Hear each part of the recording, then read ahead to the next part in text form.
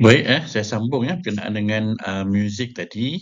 Okey, tadi kita dah lihat beberapa pandangan lah dalam mazhab apa tu, Maliki, apa tu, apa tu, seterusnya kita akan lihat juga ya pandangan ulama contemporary terhadap muzik ini. Dia jadi dua tu sebenarnya, dua perspektif yang berbeza sebab, zaman dulu kebanyakan muzik itu banyak digunakan untuk tujuan yang tidak baik, sehingga para ulama menghukumkan haram. Dalam konteks masa, zaman industri muzik itu dah semakin berkembang. Jadi bila semakin berkembang ada, hiburan yang alternatif. Contoh hiburan yang memberi semangat ya, hiburan yang, berteraskan Islam, nasyid, selawat dan sebagainya. Jadi pandangan ulama tu ada sedikit berubah ya, melihat kepada, situasi semasa. Kita lihat pandangan ulama contemporary terhadap hukum muziknya, antaranya adalah yang pertama, Fatwa Darul Ifta Misriyah, mendengar muzik dan nyanyian serta menghadiri konsert adalah harus jika lagu-lagu yang dimainkan berunsur keagamaan dan menyeru kepada patriotisme dan semangat kenegaraan atau yang menzahirkan kegembiraan sempena perayaan dalam keadaan mengelakkan percampuran bebas lelaki dan perempuan. Mana dia yang ada unsur keagamaan ya, muzik yang contoh nasyid ya, muzik yang irama yang baik-baik, lirik yang baik-baik, penggunaan alat muzik yang tidak kontroversi ya. Jadi hukumnya adalah harus ya kan. Contoh selain daripada berunsur keagamaan tadi yang menyuruh kepada patriotisme, cinta pada negara, semangat cintakan negara ya, dan kemudian bebas pula percampuran lelaki dan perempuan. Jadi kenapa kita nak haramkan? Okey, itu satu. Yang pandangan fatwa Majlis Fatwa Kebangsaan ya. Nyanyian yang seni katanya baik, tidak lucah, tidak biadab, tidak mendorong kepada maksiat, tidak bercampur gaul antara lelaki dan perempuan, tidak membawa kepada fitnah adalah harus. Maksud dia melihat kepada konteks, tujuan dan juga situasinya kan. Okey, yang ketiga, Dr. Yusof Al-Qaradawi, nyanyian yang disepakati harus pula ialah nyanyian yang menjurus ke arah naluri fitrah yang dialunkan untuk dirinya, nyanyian untuk diri sendiri ya.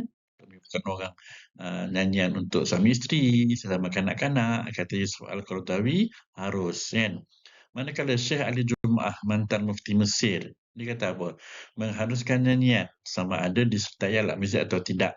Ya, sama ada secara instrumental ataupun suara saja tidak alat muzik ataupun kedua-duanya ya. Hukumnya adalah harus dengan syarat ia tidak mengandungi unsur-unsur kemaksiatan dan perkara yang menyanggahi syarak. Bahkan hukumnya boleh menjadi sunat jika melibatkan puji-pujian kepada Allah, puji pada Nabi, ya, lagu-lagu yang menaikkan semangat dan cinta kepada negara. Jadi makna dia, ulama-ulama contemporary, dia banyak ke arah mengharuskan dengan justifikasinya tengok niat, tengok tujuan, konteksnya bagaimana, suasananya bagaimana, liriknya bagaimana, peralatannya bagaimana, ada tak percampuran lelaki perempuan dan sebagainya ya. Jadi kebanyakan ulama contemporary ke arah itu kan. Jadi boleh kita rumuskan bahawa konsep muzik yang diharuskan berdasarkan pandangan ulama tadi, ya merupakan kenapa ianya harus? Sebab muzik ini ada juga yang membawa kepada satu medium dakwah untuk mengajak kepada kebaikan ya, tahzib wa ta'dib untuk tujuan mendidik, untuk tujuan memberi pengajaran ya. Hmm. Yang keduanya hiburan hanya sekadarnya, bukan hiburan untuk matlamat. Hiburan itu cuma alat, kan? Hiburan itu adalah cara, bukan kita jadikan hiburan tu matlamat kan. Yang ketiga, mengambil kira halal dan haram. Kita lihat konteksnya, alat muziknya, liriknya bagaimana kan. Berlaku percampuran ataupun tidak mengandungi nilai akhlak, etika dan juga estetika dan juga mendorong ke arah kebaikan. Ya. Lagu dan lirik yang diharuskan satunya adalah memperlihatkan keagungan sifat-sifat Allah. Asyhadu an la ilaha illallah. Kan? Asyhadu anna Muhammadar Rasulullah, memuji, mentahmidkan Allah kan. Yang kedua membangkitkan kerinduan ya ke arah menziarahi tempat-tempat suci kan. Lagu-lagu tentang Makkah, yang thayyibah takkan nak dilarang kan. Makkah, Madinah, Baitul Maqdis ya.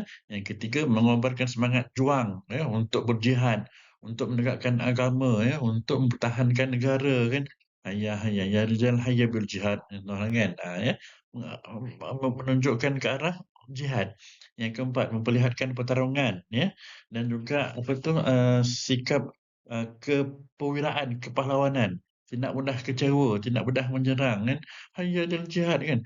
Yang berunsur-unsur positif. Jadi kalau lagu dan lirik tersebut maka ianya adalah diharuskan. Okey.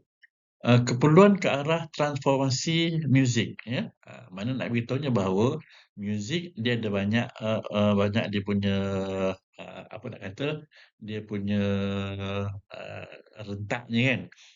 Kalau contoh yang agak agresif tu contoh rock dan sebagainya kan. Ada juga muzik yang ialah elemen-elemen yang haram itu kan. Tapi ada muzik yang bersifat sederhana, lembut kan, halus dan sebagainya. Jadi perlu adanya alternatif ke arah muzik hiburan yang berteraskan Islam ini ya. Baik. Satu kajian telah dilakukan oleh sekumpulan penyelidik dari Fakulti Perubatan Universiti Pittsburgh yang menganalisis 793 lagu-lagu popular di kalangan muda-mudi tahun 2005 hingga 2007. Hasil kajian mereka mendapati bahawa hampir 80% lagu rap mengandungi lagu rap ya, mengandungi unsur menggalakkan penggunaan dadah dan arak. 37 lagu yang berentak country, 20% muzik hip hop, 14% lagu hard rock, 9% lagu-lagu pop. Ya, jadi makna dia banyak yang unsur-unsur muzik ni banyak ke arah yang negatif ni kan. Ini menunjukkan bahawa betapa industri muzik sekarang tenat dan sudah dikuasai oleh anasir-anasir bejat dan menjadi tanggungjawab pemuzik Muslim untuk mengubah situasi ini. Itu yang perlu kepada transformasi itu. Maka menggunakan muzik untuk tujuan kebaikan, ya, bertema kemanusiaan, bertema keindahan, menenangkan jiwa perlu lebih dipromosikan, perlu dikembalikan, perlu diperbanyakkan, perlu diperluaskan lagi ya. Muzik tak semestinya membawa kepada kemungkaran. Muzik juga boleh membawa kepada ketenangan jiwa. Industri muzik tidak semestinya disolidarisasikan dengan unsur-unsur negatif. Sedangkan ada yang baik di sebalik muzik itu. Sebagai contoh kita lihat kan, Yusuf Islam atau Cat Steven. Masa zaman dia bersama kumpulan zaman zaman sebelum Islam dululah, dia menyebut tentang hiburan tu itulah matlamatnya.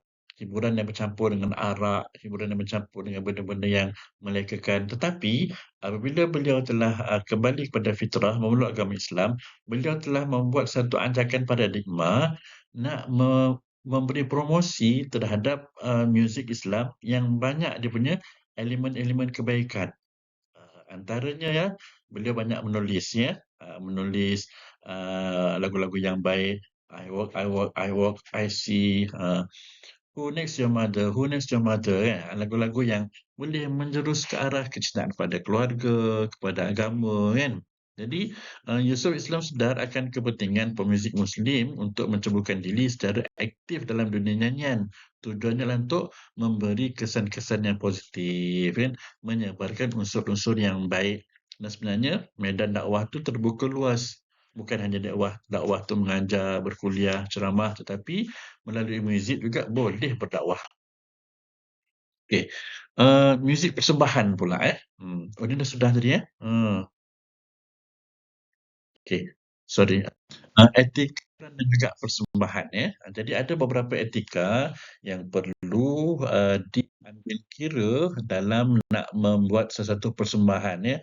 Kena ada garis panduan ya. Saya ingat JAKIM ada rasanya garis panduan hiburan ini ya.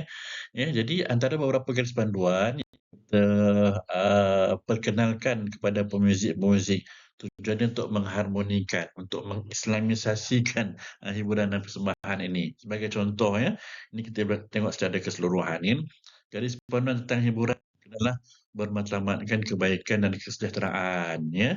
Diadakan di tempat yang bersesuaian supaya tidak mengganggu ketenteraman awam dan orang ramai. Kalau nak buatlah di kawasan yang bersesuaian, bukan depan rumah orang. Ya.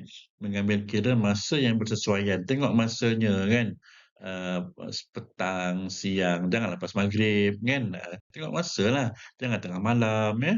Tidak disertai dengan perbuatan-perbuatan haram ataupun maksiat, pencampuran, hidangan, minuman-minuman yang memabukkan, kan, pendedahan aurat dan sebagainya, ya. Yang kelima, tidak mengandungi acara yang bersifat provokasi yang boleh menimbulkan sikap prejudis atau permusuhan. Yang keenam, tidak mengandungi unsur-unsur pemujaan atau penyembahan yang bertentangan dengan ajaran Islam. Dengan sebab itu kena tengok dia punya lirik dan sebagainya, kan. Okey, di setiap persembahan, ini garis panduan ya, persembahan muzik tidak menimbulkan gerak-geri liar. Terlalu havoc dia punya pergerakan, kan. Melompat sini, melompat sana, terkinja sini, terkinja sana, kan. Jangan ada pergerakan yang agak lasak dan sebagainya, kan. Tidak mendorong kepada perbuatan maksiat, tidak melalaikan, ya. Manakala lirik, kalimah syahadah dalam bahasa Arab dah disempurnakan, ya. Jangan ambil sekat-sekat, ya. Lirik tu lirik yang sempurna, ya. Lirik yang tidak mengandungi sebutan yang membangkitkan nafsu syahwat. Jangan ada perkataan-perkataan lucah. Jangan mengganggu arak, ya. Jangan ada unsur-unsur yang boleh memberi perangsang untuk melakukan dosa, seruan ke arah melakukan maksiat, kan. Tidak mengandungi unsur-unsur pemujaan kepada makhluk dan peribadi, duk puji nama orang, duk puji wanita, duk puji keindahan kecantikan makhluk, ya. Biarlah kita puji Allah dan Nabi, kan. Puji ulama, ya, lirik-lirik yang meningkatkan meningkatkan martabat para sahabat, kan. Sayyidina Abu Bakar contohlah, kan. Salman Al-Farisi, Umar Al-Khattab, lagu-lagu tu bagus, ya. Tidak mengandungi ungkapan-ungkapan yang melanggar adab kesopanan dalam Islam, ya. Jangan ungkapan yang lucah, ya. Ungkapan yang berunsur maksiat, ya. Ungkapan yang yang tidak baik, kan. Tidak mengandungi ungkapan yang melanggar akidah dan syariat Islam. Tidak mengandungi unsur menghina, mengaib, mencaci, memfitnah dan sebagainya, ya. Duk fitnah melalui lagu, buat apa, kan? Duk cerita keburukan orang melalui lagu, tak payahlah, ya.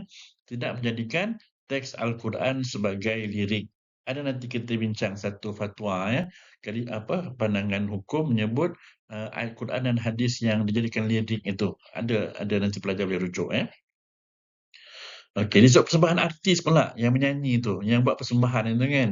Berinteraksi dengan penonton secara sopan. Jangan duk bergelek atas pentas, kan. Jangan duk panggil penonton yang berlainan jantina, nyanyi sama, peluk-peluk, salam-salam dan sebagainya, kan. Jadi berinteraksi secara sopan. Assalamualaikum, dah solat ke belum? Tanya, itu kan lebih baik, kan. Disertai dengan kata-kata yang boleh membina nilai-nilai kemanusiaan, bagi semangat, ya. Berpakaian kemas, berpakaian sopan, ya. Tidak berpakaian yang mendedahkan aurat, yang mendedahkan bentuk badan dan sebagainya, ya. Kena jaga di sudut penampilan. Tidak melakukan gerak-geri atau perkataan yang boleh menimbulkan perasaan yang mendorong kepada maksiat dan menghina Islam. Kan.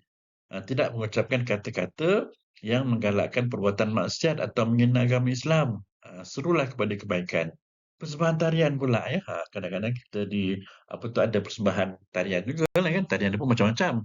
Ada tarian tradisional, ada tarian yang hip hop pun tarian juga, rap pun tarian juga, ya. Jadi persembahan tarian tu pun kena diambil kira juga. Pakaian yang kemas, kesopan, tidak memakai pakaian yang mendedahkan aurat, yang mendedahkan tubuh badan, eksploitasi tubuh badan yang bila dilihat oleh penonton boleh meningkatkan gairah syahwat dan sebagainya, ya. Gerak-geri pula tidak menimbulkan fitnah, sembah lelaki perempuan tidak ada percampuran, diasingkan, ya. Bukan persembahan tu yang unsur pemujaan. Termasuk juga kita punya pergerakan tangan, tubuh badan dan sebagainya, tidak ada unsur pemujaan atau persembahan, ya. Tidak dipersembahkan dengan gaya yang memerahikan. Pusing sini, pusing sana, gelek sini, gelek sana, kan. Jangan, ya. Mana untuk mengelakkan daripada perkara-perkara yang tidak baik.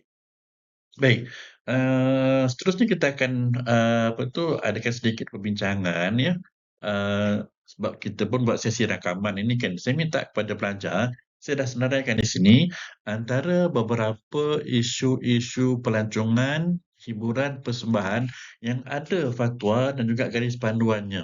Ya, saya dah pernah kongsi dengan pelajar untuk cari portal yang bersesuaian, ya. Laman web yang bersesuaian ataupun buku-buku yang bersesuaian yang membincangkan tentang hukum, fatwa dan seumpamanya, ya.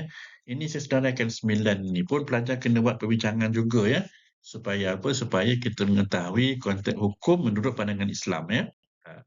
Sama juga seperti mana yang sebelum-sebelum ini, bina setiap kumpulan 5 orang dan bincang tentang isu ni, bincang salah satu daripada isu tu dan bahas dan kemudian hantar kepada saya, kan. Okey, antaranya ini semua dah ada hukum dan ada fatwa. Pelajar tengok, buat analisa sikit. Yang pertama, kedudukan perbuatan zikir sambil memukul gendang dan peralatan muzik lain dalam masjid ataupun surau. Guna alat muzik, berzikir, tapi guna alat. Di mana dibuatnya? Di masjid dan surau. Ada fatwa, ada garis panduan. Yang kedua, hukum upacara akad nikah di masjid. Yang ketiga, hukum hiburan nasyid dan pancaragam. Yang keempat, pelancongan ni. Al-Quran diletakkan di hotel-hotel Malaysia. Yang kelima, hukum rakaman bukan lagu-lagu nasyid berbentuk doa. Dia doa, tapi dibuat dalam bentuk nasyid. Allahumma barik lana fima razaqtana wa qina azabannar. Lagu, tapi doa, kan. Banyak tu. Tengok fatwanya. Yang keenam, hukum penggunaan ayat-ayat suci Al-Quran dalam lawangan azan dalam nada dering dan paparan di dalam telefon bimbit. Apa hukumnya? Yang ketujuh, penggantungan kaligrafi Islam di premis bukan Islam. Yang kelapan, hukum pelancong bukan Islam memasuki masjid dan ruang solat utama di dalam masjid. Apa hukumnya? Yang kesembilan, hukum mengiringi bacaan Al-Quran. Baca Quran tapi ada alat muzik di belakangnya. Ataupun baca hadis tapi ada alat muzik. Terjemahan Quran ada alat muzik. Serta terjemahan hadis sebagai lirik lagu. Menjadikan terjemahan hadis sebagai lirik lagu. Apa hukumnya? Jadi ke-99 ni, pelajar kalau boleh cuba cari hukum dan fatwa tu, buat analisa sikit, buat perbincangan sikit dan kemudian hantar ke email saya, ya, muhammadkamil@uitm.edu.my. Okey, boleh rujuk banyak buku, banyak kitab, ya, banyak sumber rujukan, boleh tengok portal-portal ataupun laman web untuk belajar membuat penghuraian analisa terhadap isu-isu yang dikemukakan tadi. Okey, saya rasa sekadar itu saja. Terima kasih semua. Assalamualaikum warahmatullahi wabarakatuh.